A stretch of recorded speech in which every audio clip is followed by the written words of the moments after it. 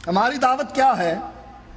اللہ کے قرآن کی، محمد الرسول اللہ کے فرمان کی، اللہ کی توحید کی اور محمد الرسول اللہ کی رسالت کی۔ کوئی مسلمان ہے تو ہاتھ کھڑا کر کے کہے کہ مجھے شک ہے اللہ کے قرآن پر۔ ہے شک کسی کو؟ کیا آپ میں سے کسی کو شک ہے نبی کے فرمان پر؟ کیا اللہ کی توحید میں شک ہے آپ کو؟ نبی کی رسالت میں شک ہے؟ اگر نہیں تو یہی تو ہماری دعوت ہے۔ ہم لوگوں سے کیا کہتے ہیں؟ جو آیت میں نے آپ کے سامنے پڑھی تھی اس میں اللہ نے کیا فرمایا؟ اتبعوا ما انزل الیکم من ربکم، اتباع اس کی کرو جو آسمان سے اتر رہا ہے، تمہارے رب کی طرف سے اتر رہا ہے، جبریل وحی لے کر آ رہا ہے۔ یہ قرآن 23 سالوں میں اللہ تعالیٰ نے محمد الرسول اللہ صلی اللہ علیہ وسلم کے دل پر نازل کیا۔ انا انزلناہ فی لیلۃ القدر، آسمان دنیا پر لیلۃ القدر میں اس قرآن کو اتار دیا گیا۔ پھر 23 سال میں آہستہ آہستہ تھوڑا تھوڑا کر کے اللہ کے نبی کے دل پر اترا۔ اور اس حدیث کے بارے میں یہ آپ نے سن ہی لیا، قرآن کی یہ آیت وما ینطق عن الہویٰ ان ہوا الا وحی یوحیٰ، میرا نبی جب بھی بولتا ہے، شریعت کی بات کرتا ہے، آسمان سے جبریل اترتا ہے، وحی لے کر آتا ہے، وحی کے ذریعے نبی کو اطلاع دی جاتی ہے، تب نبی خبر کرتا ہے۔ یہ ہمارا مسلک ہے، یہ ہماری دعوت ہے۔ لیکن اس کے مقابلے میں ہمارے بر صغیر میں 2 گروہ ہیں، بڑے گروہ۔ تیسرے کی میں بات نہیں کرتا، اس لیے کہ تیسرے گروہ میں سے یہاں کوئی بھی نہیں۔ 2 گروہ ہیں جو زیادہ پائے جاتے ہیں، یا علماء دیوبند کا ہے یا علماء بریلی کا ہے۔ اچھا علماء دیوبند کی اور علماء بریلی کی کیا دعوت ہے؟ کیا قرآن کی دعوت ہے؟ کیا نبی کی حدیث کی دعوت ہے؟ اگر قرآن و حدیث کی دعوت ہے تو ہم میں اور ان میں فرق کیا؟ بدقسمتی یہی ہے کہ ان کی دعوت قرآن و حدیث کی دعوت نہیں، ان کی اپنی لکھی ہوئی کتاب ہے، ہماری نہیں۔ افتراء نہیں، بہتان نہیں، اپنے ہاتھوں سے لکھ کر اپنے پریس سے چھپوانے والے خلیل احمد سہارنپوری اور اس پر دستخط کرنے والے حکیم الامت اشرف علی تھانوی سمیت علماء دیوبند ایک کتاب مرتب کرتے ہیں، نام لکھتے ہیں اس کا المہند علی المفند، یعنی عقائد علماء دیوبند۔ اس کے مقدمے میں سوالوں کے جواب سے پہلے تمہید میں، مقدمے میں ذکر کرتے ہیں اپنے عقیدے کا کہ ہم ہیں کون۔ کہتے ہیں جو علماء حرم نے سوال بھیجے تھے علماء دیوبند دارالعلوم دیوبند کی طرف، ان سوالوں کے جواب سے پہلے اپنے عقیدے کا اظہار کرتے ہیں کہ ہم ہیں کون، جیسے ہم نے اظہار کیا کہ ہم ہیں کون، اللہ اور اس کے رسول کی ماننے والے۔ وہ کہتے ہیں سب سے پہلے ہمارے بارے میں جاننا چاہیے کہ ہم ہیں کون۔ کہتے ہیں ہم عقیدے میں ابو الحسن اشعری یا ابو منصور ماتریدی کی تقلید کرنے والے، اور مسائل میں نعمان ابن ثابت، ابو حنیفہ رحمت اللہ علیہ جو امام اعظم ہیں ان کی تقلید کرنے والے ہیں۔ 2 شخصیتوں کو مانتے ہیں، ایک عقیدے میں اصول میں، ایک مسائل میں یعنی فروع میں۔ عقیدے میں ابو الحسن اشعری یا ابو منصور ماتریدی، اور مسائل میں نعمان ابن ثابت، ابو حنیفہ رحمت اللہ علیہ، 2 شخصیتوں کا تعارف کرواتے ہیں، ہم ان کی تقلید کرتے ہیں۔ ہم بھی 2 شخصیتوں کا تعارف کرواتے ہیں، پہلی شخصیت اللہ کی، دوسری شخصیت محمد الرسول اللہ کی۔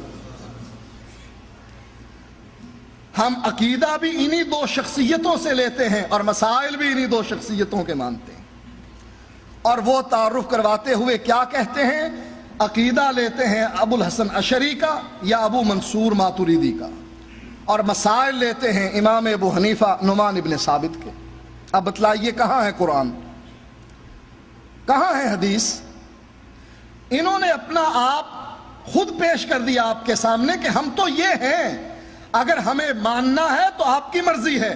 ہمارے ایک ہاتھ میں ابو الحسن اشعری یا ابو منصور ماتریدی ہے اور دوسرے ہاتھ میں نعمان ابن ثابت ہے۔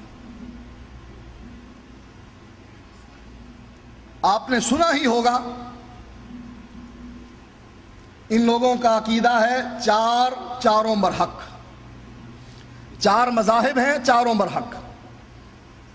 کون سے؟ حنفی، شافعی، مالکی، حنبلی۔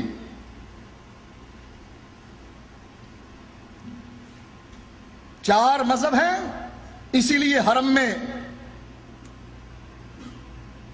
سعود خاندان سے پہلے 4 مصلے بچھے ہوئے تھے، حنفیوں کا، شافیوں کا، مالکیوں کا، حنبلیوں کا۔ جو حنفی طریقے سے پڑھنا چاہے ان کا یہ مصلہ ہے، شافعی طریقے والوں کا یہ ہے، مالکیوں والوں کا یہ ہے، حنبلیوں والوں کا یہ ہے۔ محمدی مصلہ کہاں گیا؟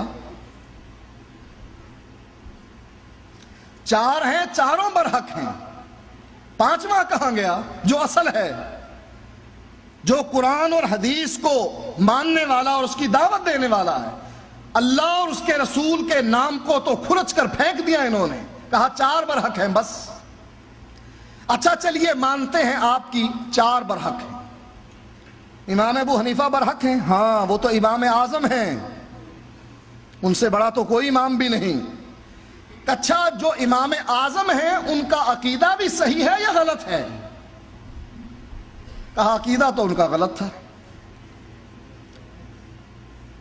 کیسے؟ اگر ان کا عقیدہ صحیح ہوتا تو ماتریدی اور اشعری بننے کا کیا تک تھا؟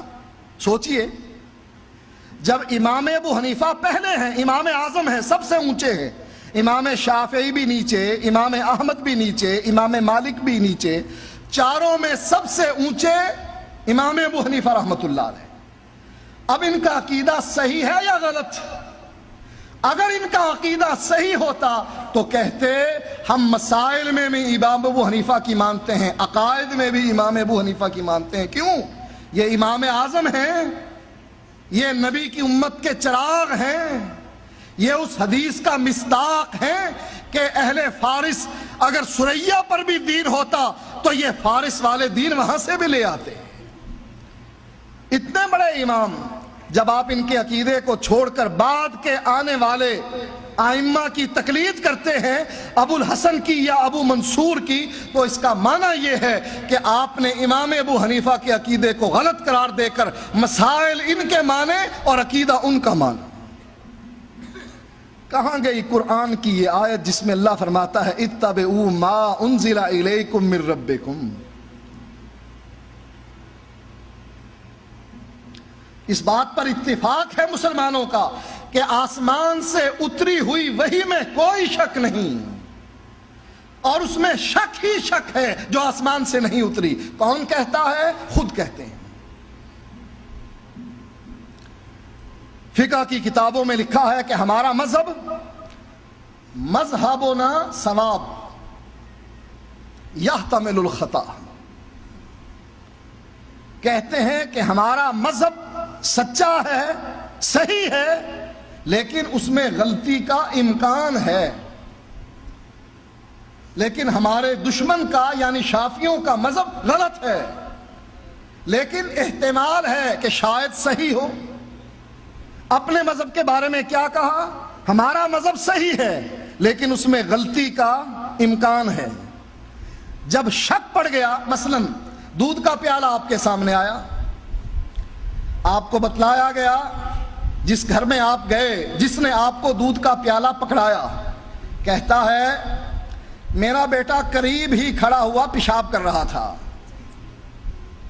دور تو میں نے رکھا ہوا تھا اس پیالے کو، لیکن ہو سکتا ہے ایک آدھ چھینٹ پیشاب کی اس میں گر گئی ہو۔ پیئیں گے اس دودھ کو؟ کہ جس دودھ کے اندر احتمال ہے کہ پیشاب کی ایک چھینٹ گر گئی، آپ کہیں گے چاہے جتنا مرضی لذیذ ہے اس دودھ کو ایک طرف رکھ دیجئے، مجھے سادہ پانی پلا دیجئے، وہ پانی پینا گوارا ہے لیکن آپ کا دودھ پینا گوارا نہیں۔ کیوں؟ شک ہے مجھے کہ اس میں ایک چھینٹ گر گئی ہو۔ اور جب پورے مذہب کے بارے میں یہ پتہ لگ جائے کہ شک ہے کہ یہ غلط ہو سکتا ہے، پھر اس مذہب پر عمل کرو گے؟ ہم سے پوچھو ہمارے مذہب کے بارے میں، ہم کہتے ہیں اللہ کے فضل سے 100% نہیں 200% ہمارا مذہب صحیح ہے، غلطی کا کوئی امکان نہیں، اس لیے کہ یہ اللہ نے بھیجا ہے، جبریل لے کر آیا ہے، محمد الرسول اللہ پر نازل ہوا ہے، اور آپ کے صحابہ نے اس کو لکھ دیا ہے۔